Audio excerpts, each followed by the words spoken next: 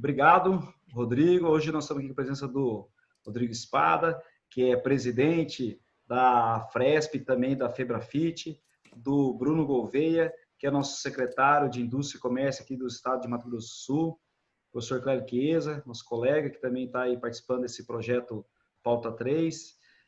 E vamos falar aqui um pouco sobre o Refis em tempo de Covid, né? O Refis do CMS em tempo de Covid.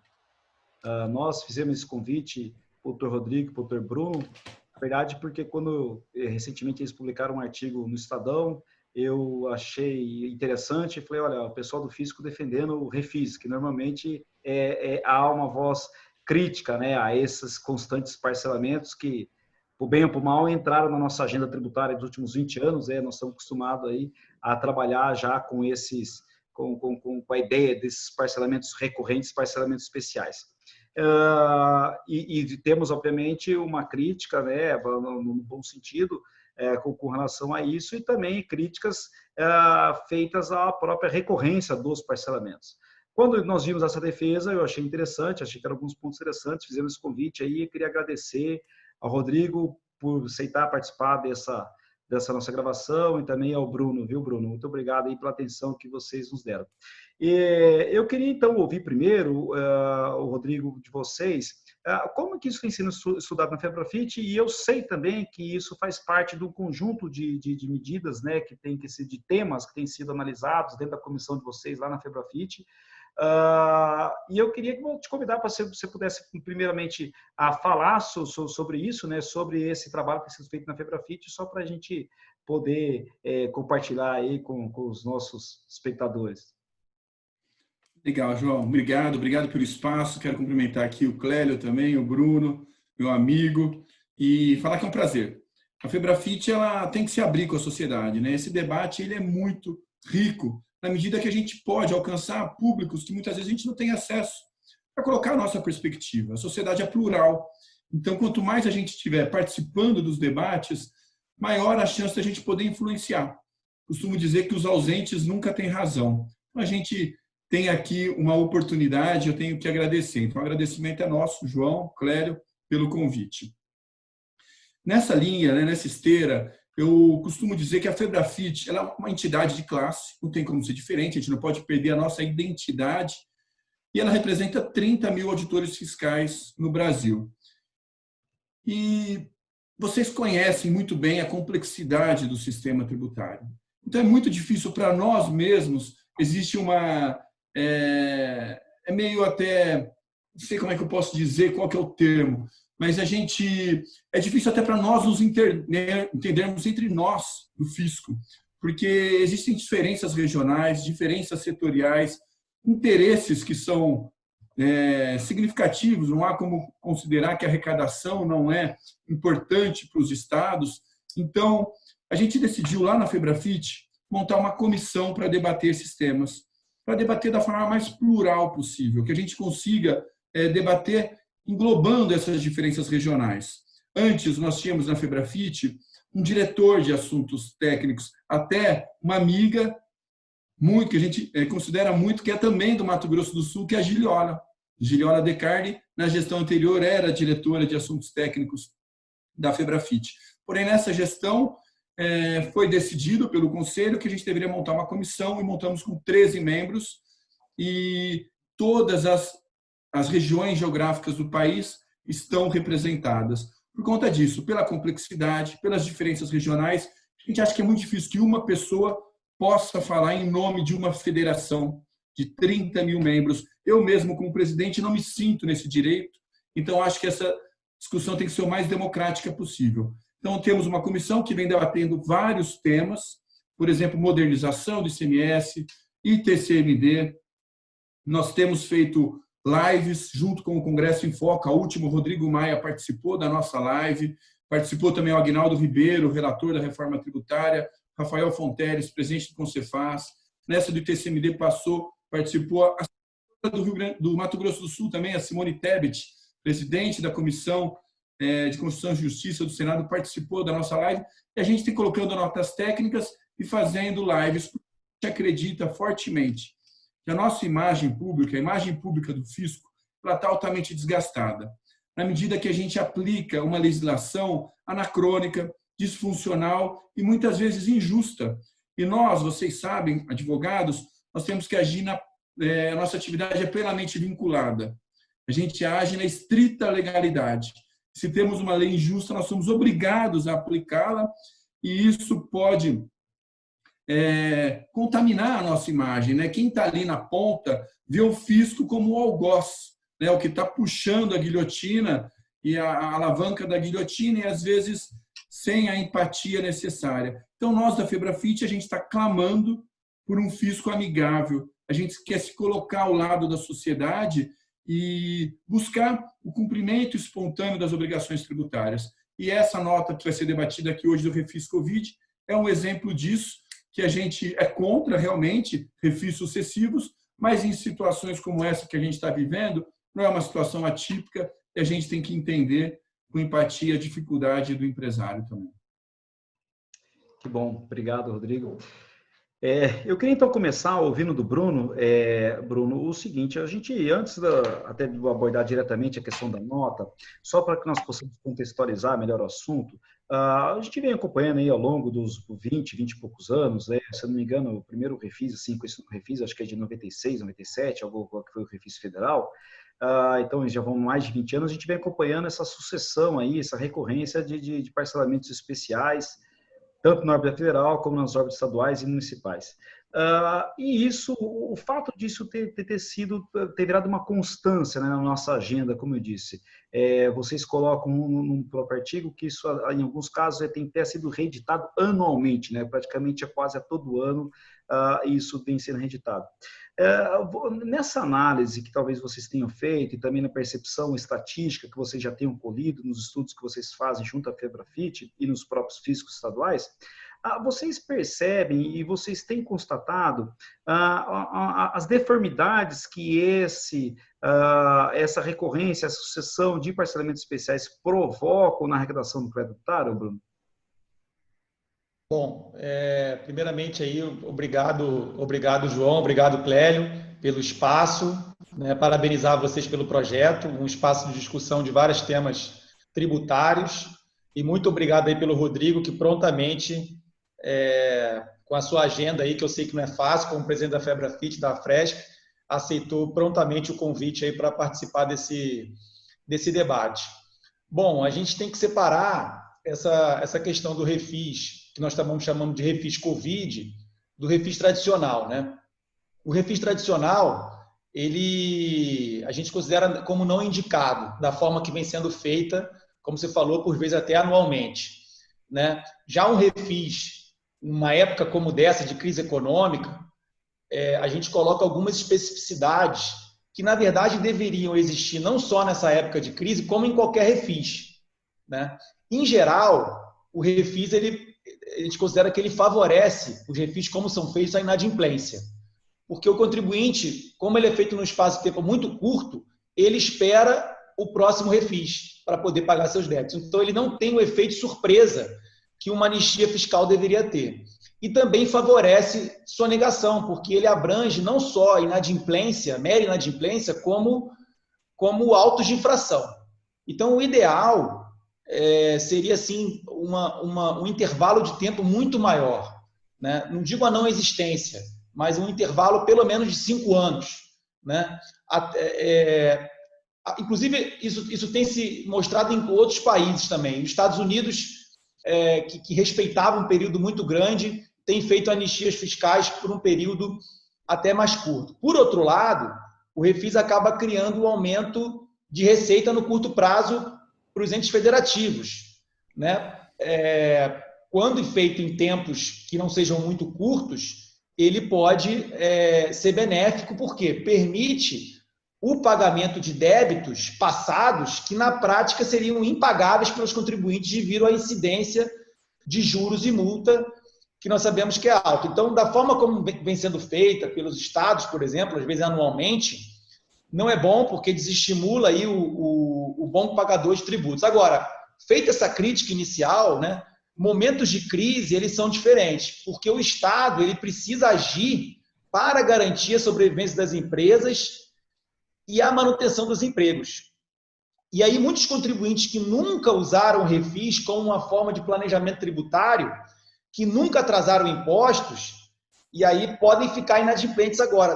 Trata-se de um outro perfil de contribuinte que pode ficar inadimplente, justamente para sobreviver ao Covid, poder pagar salários e poder pagar seus custos fixos e custos variáveis, né? E aí nós imaginamos que, para não ser penalizado, esse contribuinte poderia ser beneficiário de um refis, ao mesmo tempo que isso aliviaria o caixa dos estados que estão sendo penalizados com a crise. Mato Grosso do Sul, por exemplo, de CMS, tem uma perda projetada de 1,2 bi, e o auxílio da União para os estados em ICMS vai ficar em 700 milhões. Então, tem 500 milhões aí que eles têm esse furo aí que vai ter que ser sanado ao longo do tempo, essa queda de receita. Os estados não têm condições, e aí eu acredito que a maioria dos estados, de prorrogar ou muito menos de remir a obrigação tributária. Então, a prorrogação, ela pelo fluxo de caixa, ela não pode acontecer. Tendo em vista isso, é que nós imaginamos que, logicamente, esperando acabar a crise ainda econômica, porque eu não posso fazer um refis para débitos futuros, só para passado, tendo um termo final desse refis, é que poderia ser feito aí uma anistia fiscal excepcional nesse caso. E aí a gente discutiu, né, eu e o Rodrigo fizemos esse artigo publicado no Estadão, alguns elementos aí que deveria ter num refis como esse, ou até em todos os refis, né? Perfeito. Clélio, vou passar a palavra para o Clélio, não sei se o Clélio quer fazer, parece que tem uma pergunta sobre a questão do sistema, né, Clélio? Eu acho que eu vou aproveitar que você falou sobre isso, eu li o trabalho de vocês, quero parabenizar pela iniciativa, né? E principalmente que eu acho que estamos todos nós aqui imbuídos nesse caminho, né, de buscar conciliar essa necessidade da arrecadação e, evidentemente, com a viabilidade nesse momento tão difícil para as empresas e para todos que estão aí com suas atividades, tanto de prestação de serviço, enfim, comércio e outras, né? No caso, nós tratando do ICMS e o comércio. Mas aí, em especial, né, porque também temos o ICMS Serviço. Eu queria dizer o seguinte, essa proposta de vocês, a abrangência dela, nós estaríamos falando numa recuperação mais ampla, a proposta ficaria limitada somente a débito dentro de um determinado período.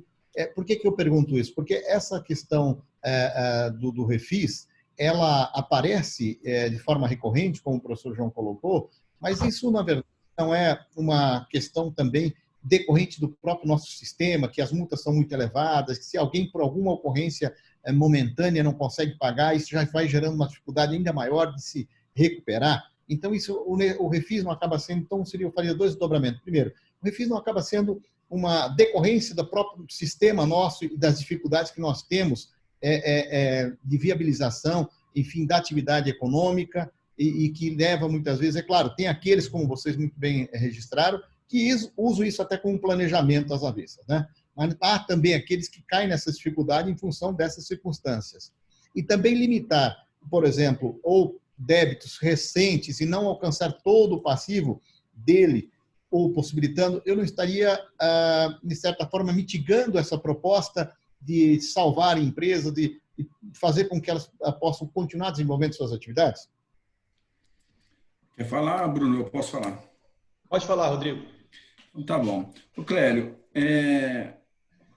a questão do refis, realmente, como você já sabe, né, nós do Fisco nós temos alguma resistência, acaba sendo uma decisão mais política do que técnica, porque tecnicamente a gente vê que a longo prazo ela é perverso para a arrecadação. Pode ter uma arrecadação momentânea, que às vezes um governo, para fechar um programa, para terminar um mandato, ou para cumprir metas fiscais, ele seja interessante. No longo prazo, o que gera são duas coisas. É um sentimento de injustiça para o bom pagador de imposto, porque, na verdade, ele quebra a neutralidade também. Ele pode gerar uma concorrência desleal. Na medida, o Bruno falou, realmente os juros não são baixos, mas quando você considera com a redução dos juros e multa do refis, que às vezes chega a 80%, pode ser um bom planejamento financeiro. Tem empresas que fazem isso, como você disse, de maneira proposital. Então, ele precisa expandir o negócio dele, então, em vez de ele ir no mercado, se ele for num banco, ele vai conseguir uma taxa de 3%, no mínimo, para um financiamento, 2% ao mês, ele consegue fazer um planejamento para deixar de pagar os impostos, espera a fiscalização, que ela age sempre a atos pretéritos, demora. Quando vem a multa, ele espera ainda um refis e tem um desconto de 80% da multa, dos juros, e pode valer a pena esse planejamento financeiro. Então, ao nosso ver, é bem claro que o refis ele não é bom só, quer dizer, não é ruim só para o contribuinte, e sim para toda a sociedade, na medida que quebra a neutralidade e pode quebrar a concorrência leal, que é necessário na economia de mercado. A gente precisa incentivar o bom pagador, ele não pode se sentir, entre aspas, trouxa, né? O cara pagou um dia tal e ainda tem uma desvantagem frente ao outro. E você ainda perguntou, teve uma outra questão que eu acabei perdendo aqui no raciocínio, Clélio, me lembra. A abrangência dessa proposta, né? Se ela fica limitada a um determinado período ou seriam todos os débitos não prescritos, digamos assim, que estão judicializados ou não, enfim, porque a proposta é só para esse momento, né? Dessa crise. Sim. Essa crise vem se arrastando e ele agora ela piorou ainda mais. Essa é a colocação. É verdade. A nossa proposta é que é nos atos durante a pandemia. Enquanto está declarado a calamidade, o estado de calamidade, a gente teria uma flexibilidade maior nesse período. O Bruno falou bem, eu acho que o Estado ele tem que ser um agente fomentador da economia neste momento. O Estado, às vezes, tem mais capacidade de endividamento, de jogar a dívida a longo prazo, a 20 anos, do que o empresário. Então, nesse sentido, nós entendemos que o fisco ele deve ser um agente de fomento econômico também, na medida que ele consegue, neste período, o Estado, né, ele consegue se endividar, assumir isso e manter a capacidade produtiva das empresas. A gente vai sair mais rápido da crise quanto menos desemprego tiver, quanto menos as empresas fecharem negócios, empresas, e quando a gente acabar com o isolamento, que as empresas possam voltar a produzir e voltar a arrecadação também. Então, o fisco, eu acredito, né, fortemente que o Estado ele tem mais capacidade de absorver essa oscilação do que os empresários. Rodrigo, a proposta estaria centrada, então, em todo o passivo que no caso, os contribuintes teriam, nós teríamos aí uma moratória, né? Talvez acumulada com a desoneração de multas e juros, e, na verdade, não é só um diferimento, né? Como o Bruno colocou, tem um problema de fluxo de caixa. Então, não vão trabalhar com essa ideia de postergar recebimento. Na verdade, é diluir os pagamentos. Seria isso? Essa é a proposta. Quer responder, Bruno? Vai lá, a tua vez. Não, exato. Essa Clélia, a proposta, ele iria sempre se referir a débitos passados, né? Então, a gente tem que esperar ainda para ver, em cada estado vai ser diferente esse término, vamos botar assim, da crise, inclusive para cada segmento diferenciado. Mas abrangendo débitos a partir aí mais recentes, a partir de março, que também é uma estrutura diferente dos refis, né? Por exemplo, nós temos um refis aberto agora em Mato Grosso do Sul, com débitos até 2018. Né? Ele foi prorrogado agora para setembro, né? Está sendo prorrogado por causa justamente do Covid continuamente. Ele acabava em março, o prazo para a primeira parcela, mas vai acabar em setembro. Então, você tem esses débitos geradores recentes, muito menos para cobrar uma dívida impagável, porque essa dívida é recente, mas como o Rodrigo falou, para reativar a economia da forma mais séria possível. Né? E o termo futuro ele vai depender de cada estado. Uma coisa que a gente discute também, inclusive em cada segmento também, né? O que é um desafio, porque todas essas medidas, seja refis ou do Estado, elas quanto mais genéricas forem, elas podem ser mais ineficientes. Então, cada segmento responde à crise de uma maneira diferente. E cada estado também, porque eles têm normas e orientações diferentes para o isolamento social. Então, a ideia é, por exemplo, escalonar os juros e a multa, a redução, para os setores que serão afetados. E a discussão também se serão todos os setores que entrariam no refis ou não. E a questão das micro e pequenas empresas, né, em relação às médias e grandes, que a redução deveria ser ainda maior, porque são as mais afetadas e as maiores geradoras de emprego. O Comitê Gestor do Simples Nacional adiou o pagamento do ICMS de 3 referências para o futuro, né? Adiou por 3 meses. Mas, por exemplo, algumas incidências, como substituição tributária, antecipação com encerramento de tributação, eles estão fora do pagamento, desse adiamento do pagamento do Simples. Então, ainda restariam dívidas para contribuintes do Simples. Então, a ideia é a manutenção dos empregos. Então, por exemplo, o contribuinte que tivesse um parcelamento, ele poderia ter uma redução maior de juros e multa se ele tivesse um compromisso de manutenção dos empregos, né? E também uma outra característica seria para débitos declarados e não pagos, ou parcelamentos não pagos, e não para autos de infração, porque justamente você cairia naquele problema de você estar incentivando os maus pagadores. E também contribuintes que tiverem um histórico de adimplência também com o Estado, né? Que seja um perfil de que entrou na inadimplência do ICMS em virtude da crise, né? E uma outra situação também de recolher não só o ICMS parcelado do refis, mas o ICMS do mês também, para o contribuinte não pagar só o refis e não pagar o do mês. Então, ele teria que ter o compromisso de pagar essas 2 parcelas. A ideia, de uma forma geral, é fazer uma customização disso à realidade, não fazer um genérico refis todo ano, né? Nem um curto espaço de tempo é benéfico e nem essa generalidade toda.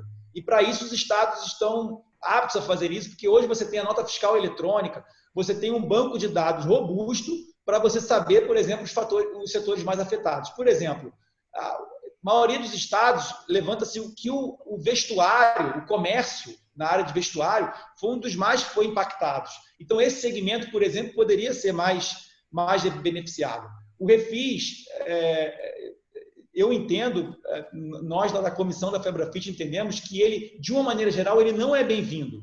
Ele não é uma medida eficiente do ponto de vista a longo prazo, mas nesse momento agora de crise econômica, ele se faz necessário com essas especificidades.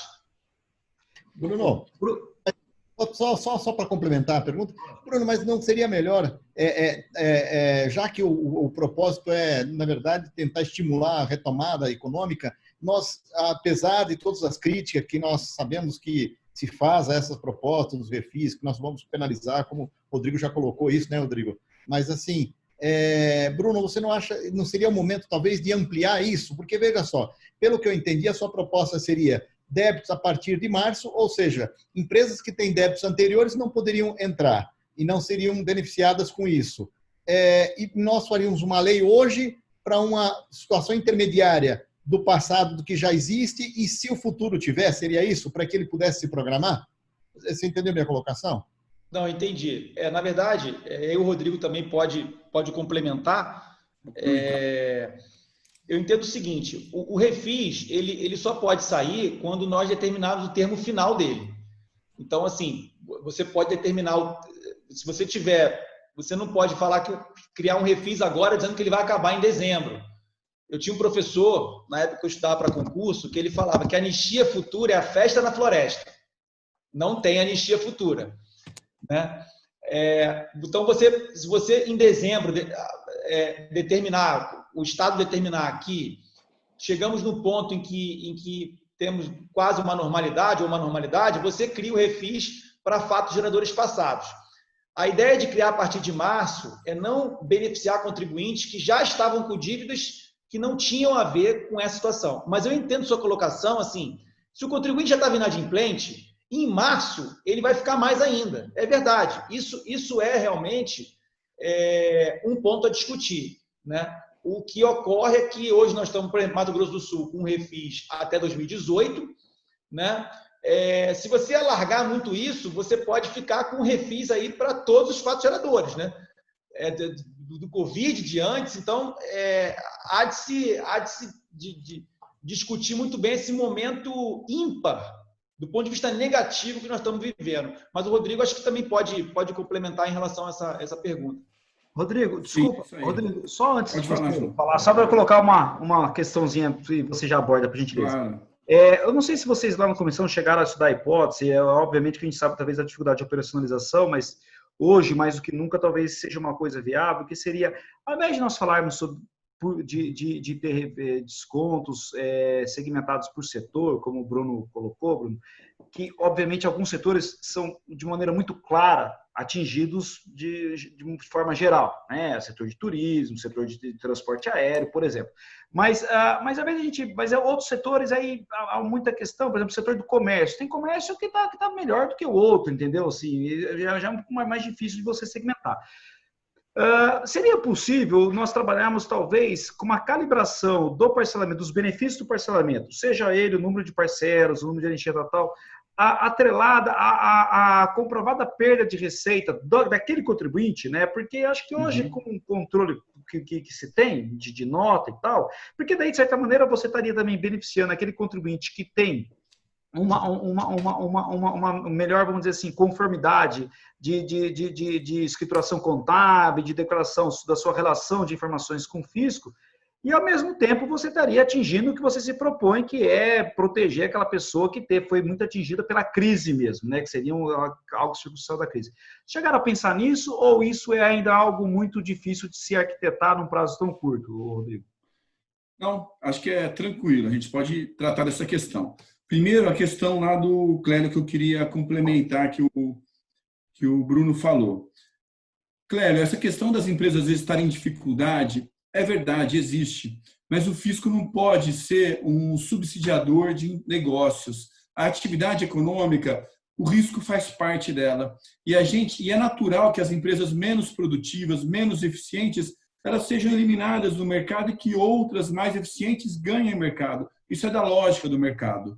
O mercado, ele valoriza o mérito, né? Então, a empresa que for mais eficiente, mais produtiva, ela acaba tendo diferencial. Então, o que o fisco não pode fazer é, sim, intrometer nessa lógica de mercado. Então, a empresa está em dificuldade, aí o fisco vai e ajuda aquela empresa, e a outra, que é mais produtiva, que a gente deve, na verdade, incentivar, porque é ela que vai ganhar capital, crescer e poder trazer mais divisas para o Brasil nesse concerto internacional das nações, porque hoje o mundo é globalizado e a gente tem que fomentar realmente as empresas que são produtivas. É isso que vai trazer emprego, que vai gerar renda para o Brasil.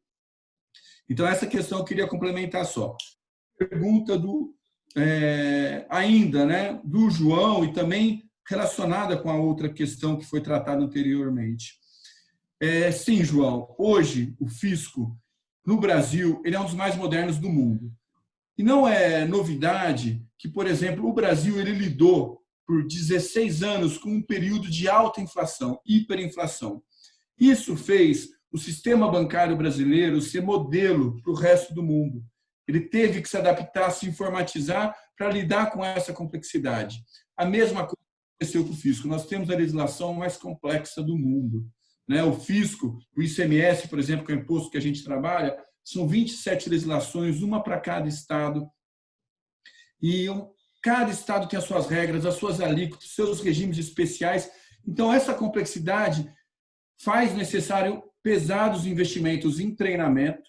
Então, a capacidade intelectual do fisco é invejável. Nós temos bons profissionais com cursos altamente difíceis para entrar, então a mão de obra qualificada e também sistemas de informação pesado. Nós fomos o primeiro país do mundo a implementar nota fiscal eletrônica em larga escala, trabalho do ENCAT, do Eudaldo, acho que vocês conhecem, e fez um trabalho magnífico. Nós temos o maior banco de dados do mundo de operações fiscais. Temos SPED, as escrituração fiscal também é digital. Temos nota fiscal a consumidor, pelo menos aqui em São Paulo tem, acho que Mato Grosso do Sul também deve ter, que você individualiza o consumidor pelo CPF, quem está comprando. Então, esse nível de customização é política pública. A gente vai definir se a gente quer fazer um refis para aquele contribuinte. Dá para fazer quanto que foi a queda de arrecadação daquele contribuinte especificamente, quanto que ele manteve de emprego e dosar o desconto de multa para aquele contribuinte. A sugestão setorial, ela é uma sugestão um pouco mais ampla, ela é um meio termo entre fazer para todo mundo, que não é justo, não traz justiça fiscal, fazer amplo. Por quê? Porque tem setores que são beneficiados. Eu vou dar exemplo aí do Mato Grosso do Sul. Vocês devem trabalhar bastante com soja, com boi, não é isso? Com carne. O dólar chegou a $6. O câmbio chegou a R$6 o dólar. É natural que a gente imagine que a empresa que fez os custos dela em real para trabalhar com R$4 de câmbio e vai vender a R$6, ela tem um ganho por conta da crise, não é uma eficiência econômica. Né? Então, você teve hoje, recentemente saiu uma notícia, a agropecuária deu recorde de novo, batemos recorde de exportação. É verdade, quando você põe em reais, é verdade, porque o real está desvalorizado, você vai ter recorde. Mas isso não significa um incremento da produção ou melhor eficiência econômica. Então, quem está ganhando com a crise tem que pagar, porque isso faz parte da justiça fiscal, onde o princípio da capacidade contributiva. Quem pode mais, paga mais, para a gente poder amenizar a situação de quem não pode. Então, tem que ter esse balanço. O Estado não pode ficar sem arrecadação total. Todo mundo sabe que as políticas públicas, ainda mais nesse momento de crise sanitária, vão precisar de investimentos pesados em saúde. Quem vai fazer isso é o Estado. O Estado é o último abrigo do desassistido. Né? Então, nesse sentido, a gente vai precisar cobrar mais de quem pode e também aliviar de quem não pode. E essa calibração, como você sugeriu, pode chegar ao nível de cada contribuinte. Perfeito, Rodrigo. A gente pensa, né, tem alguma dessas ideias, a gente visualiza, a gente sabe o quanto que o fisco avançou nessa questão tecnológica nos últimos tempos, né?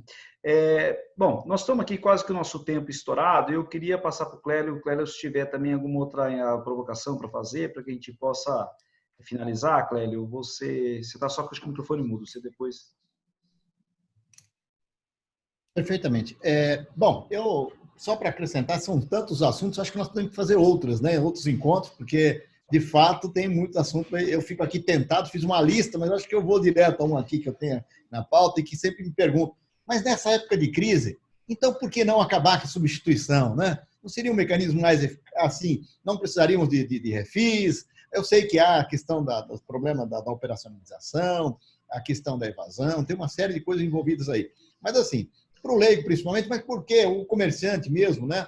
Mas por que eu tenho que pagar antes? É um custo que eu tenho antes de poder vender. Então, eu colocaria isso para vocês também, porque talvez não vir junto com essa proposta, ou até, paralelamente, talvez uma redução dos produtos que estão submetidos à substituição tributária. Eu coloco para vocês aí, para, enfim, saber qual que é a opinião de vocês nesse assunto. Bruno, fica à vontade. Se quiser, eu falo. Não, se quiser falar... Pode falar, Rodrigo. Pode falar. Então tá bom. Clélio, olha, realmente a provocação ela é pertinente. A substituição tributária é um instituto jurídico, como você sabe, que pode adiantar recebíveis para o Estado. Né? Quando você faz substituição para frente, ela adianta, e isso compromete o fluxo de caixa das empresas. Diferente da substituição que é, por exemplo, o frigorífico substituindo o produtor rural. Essa tudo bem, não tem problema, porque é só uma posteriori para facilidade de arrecadação, de fiscalização. A substituição tributária hoje no Brasil, ela tomou uma proporção que beira a insanidade. Hoje a gente tem substituição tributária para tudo e às vezes você tem lá um produtor de rapadura substituindo um Walmart. Não faz sentido algum, né? Não faz sentido. E neste momento de crise, especificamente, a gente vai ter que dosar. Infelizmente, o Estado não pode abrir mão da receita de forma desenfreada. Não dá para a gente acabar com a substituição tributária, até porque nós defendemos que alguns produtos devem continuar na substituição tributária, que é o caso de cimento, combustíveis, veículos, quando tem poucos produtores e o varejo é muito grande, para questões de fiscalização. Porém, a substituição tributária, ela, quando é para frente, ela antecipa a arrecadação e gera uma arrecadação extra momentânea, e para tirar tudo de uma vez, vai ter esse desencaixe para o cofre do Estado. Então, tem que ser dosado quais setores estão com mais dificuldade, e principalmente no varejo, que é grande empregador. Então, os produtos que vendem no supermercado, na farmácia, na quitanda, esses daí devem sair da substituição tributária, ou pode ter um escalonamento para sair da substituição tributária, na medida que a substituição tributária também gera uma distorção, que gera grandes oligopólios, porque as empresas, as redes que têm caixa, que podem se financiar, ela tem mais facilidade para trabalhar com a substituição tributária do que produtos, comerciantes pequenos, como nós tínhamos antigamente, o dono da farmácia, o dono do supermercado. A substituição tributária ela tem acabado com esse comércio que também é salutar no Brasil. Então, eu vejo que, tirando alguns produtos, você daria um alívio de caixa, daria um fôlego, porque na substituição tributária o comerciante paga antecipadamente, já é colocado no preço da mercadoria a sua operação, que muitas vezes ele vai demorar para vender, e quando ele vende com cartão de crédito, ele vai demorar ainda mais para receber. Então, ele paga R$2.000 num produto que poderia pagar R$1.300, R$1.400, e ele já paga esse imposto antecipado, R$600, e vai demorar para receber. Então, essa é uma questão difícil, tem que ser dosado esse trade-off entre ajuda às empresas e a capacidade do Estado de abrir mão dessa receita neste momento, que é um momento difícil também para a arrecadação. Bom, Bruno, quer completar alguma coisa? Não, acho que foi muito bem colocado pelo Rodrigo, né?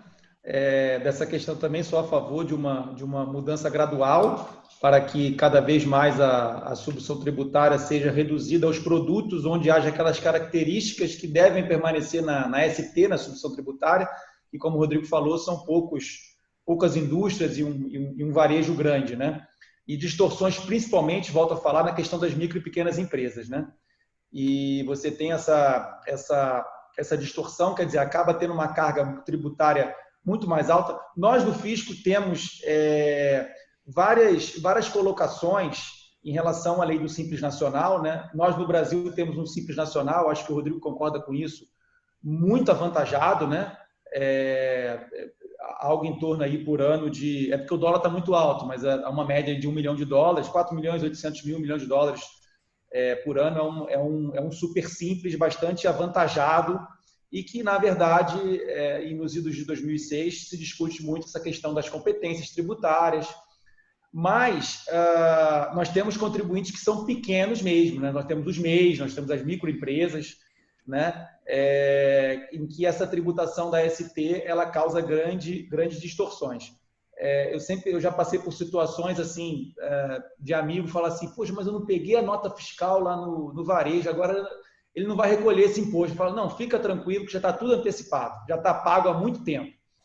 Então, assim, eu brinco assim porque nós temos que avançar na nota fiscal de consumidor eletrônica, né? Mato Grosso do Sul criou o programa da nota premiada, cada vez mais os CPFs estão na nota. Quanto mais a gente avançar a nota de consumidor eletrônica, mais a gente consegue ter realmente aí tirar a substituição tributária e cobrar o imposto de cada estabelecimento, do varejo, do atacado. Eu acho que isso é um caminho aí. Santa Catarina, né, avançou bastante essa questão. Os outros estados vão acabar também avançando cada vez mais na retirada gradual da ST. Para complementar, não sei se ficou claro só, João, porque o cara que é do Simples ou do MEI, quando ele compra um produto de substituição tributária, ele não tem o benefício fiscal que ele deveria ter, essa guarida do Estado para fomentar os pequenos empreendedores de ter benefícios fiscais, porque ele paga em substituição tributária o mesmo imposto que a grande rede, que o grande comerciante, que o grande supermercado. O Estado deveria, segundo a Constituição, dar um tratamento diferenciado às empresas pequenas, do simples, e a substituição tributária ela desconsidera totalmente isso, e este é o momento de se manter empregos e valorizar as empresas do simples, e os que é o grande empreendedor no Brasil, é o grande empregador, melhor dizendo. Que bom. Bom, infelizmente nosso tempo estourou, como disse o Clélio, a gente tinha muita coisa aqui, né, Clélio, para a gente tratar, mas para nós foi um prazer poder conversar com vocês. Eu acho que o bom de ficar um assunto pendente é que a gente vai poder voltar a contar, espera contar com a parceria da Febrafit de novo para tratar desses assuntos. Acho que vocês têm ali uma capacidade de processamento de estudos muito grande, e a gente poder compartilhar isso daí de uma certa forma, para nós é um prazer, né, Clélio? Com certeza. Com certeza. Nós agradecemos muitíssimo, viu? E deu para ver aqui que, olha, nós só tentamos restringir o tema e temos muitos. Então, se vocês realmente estiverem dispostos, puderem colaborar conosco, nós vamos estar sempre tentando fazer alguma coisa para dar essa continuidade, né, nesses temas aí. Claro. Dá para fazer as considerações finais só? Por favor, Claro. Eu queria agradecer aqui em nome da Febrafit. Na verdade, a gente está à disposição, sim. Como eu disse, o Bruno é um excelente talento, como a Giliola, que eu já citei. O Mato Grosso do Sul está muito bem representado na Febrafit e a gente está lá nos debates. Então, queremos nos abrir à sociedade, como eu disse, porque eu acredito que a nossa imagem pública não faz jus à real importância do nosso trabalho. E esse momento de crise é o momento da gente se unir. Eu acredito fortemente que a contabilização dessa crise não pode ser dado simplesmente em perda de empregos, em queda de arrecadação, em queda do PIB e número de mortos. A crise tem que ser uma oportunidade da gente avançar em problemas que a gente já tem, como a questão da ST, que foi trazida aqui, questão do refis, ou questão da reforma tributária. A gente tem tanta coisa para poder avançar e a gente quer se colocar aí ao lado da sociedade, mas sempre pensando na justiça fiscal. A gente da Febrafit, a gente se uniu a outras entidades do fisco, como o Sindifisco, FENAFisco, ANFIP, Unafisco, FENAFIM, para fazer propostas para enfrentamento da crise. Porque, como eu disse, o fisco hoje tem inteligência, a gente tem dados, tem informação. A gente precisa trazer justiça fiscal, cobrar de quem pode um pouco mais para poder aliviar de quem não pode. Especialmente cobrar cada um o que deve, nem mais nem menos. A justiça fiscal ela vai ser implementada quando o fisco tiver instrumentos para poder cobrar. Essa questão, por exemplo, que foi trazida do refis, a recuperação de ativos é super importante para o Estado. A gente precisaria ter mais instrumentos para poder recuperar a dívida ativa, e vocês sabem disso, o quão é difícil. Os processos administrativos e o contencioso é muito grande. Então, queria contar com vocês também para a gente trabalhar junto e avançar na legislação, a gente poder aproveitar esse momento de crise, porque a gente não pode sair na questão tributária da mesma forma que a gente entrou, porque a gente não estava bem. A gente tem que lembrar que a gente estava em recessão já antes da crise e a gente tem que avançar. Bom, obrigado. Bom. Excelente, Rodrigo. Bom, acho que nesse aspecto nós compartilhamos também da mesma opinião, de que a crise acaba sendo uma oportunidade para essas mudanças, é uma necessidade, né, para que a gente possa acelerar mudanças que já deveriam ter sido feitas há muito tempo. Mas, de qualquer forma, olha, obrigado mais uma vez, Rodrigo Espada, Bruno Gouveia, Clélio, foi um prazer conversar com vocês e vamos aí agendar os próximos encontros para que a gente possa tratar de outros assuntos, tá certo? Um abraço, obrigado, até mais, boa semana a todos. Um abraço. Um abraço Obrigado. a todos.